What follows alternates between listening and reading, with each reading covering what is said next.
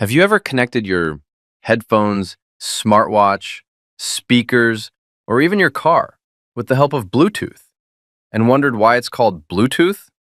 Sounds random, right? But what if I told you Bluetooth wasn't just a technical name?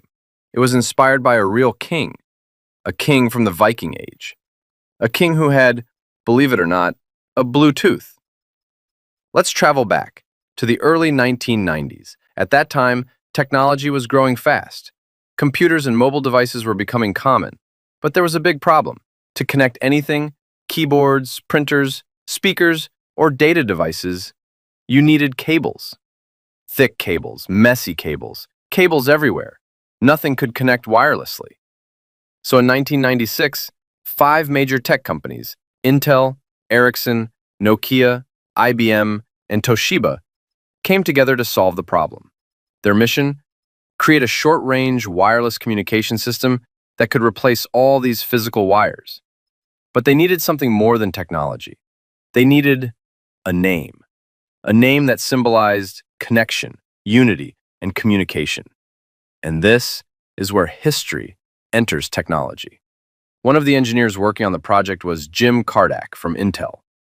Around that time, Jim had been reading a book about a Scandinavian king from the 10th century, King Harald Gormson of Denmark. But most people didn't call him that. They called him Harald Bluetooth. Why? Because one of his teeth was believed to be rotten and appeared dark blue or black, earning him the unusual nickname Bluetooth. But Harald was more than just a Viking king with a strange tooth. He was famous because he achieved something incredible. He unified Denmark and Norway, two powerful kingdoms that were once rivals. He brought them together under one rule. He created unity. As Jim read about King Harald, an idea clicked. He thought, Our technology is doing the same thing Harold did. It's uniting different devices the way Harold united different kingdoms. and just like that, history inspired technology. Jim suggested the name Bluetooth. At first, the idea sounded strange. A wireless tech named after a Viking king? But the more they thought about it, the more perfect it sounded. Now, here's the part most people never notice. Even the Bluetooth logo is a secret tribute to King Harald Bluetooth. During Harald's time, Vikings didn't use our modern alphabet. They used a symbolic writing system called runes.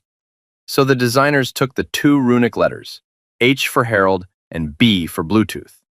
They combined them into a single symbol, and that symbol became the Bluetooth logo we still see today.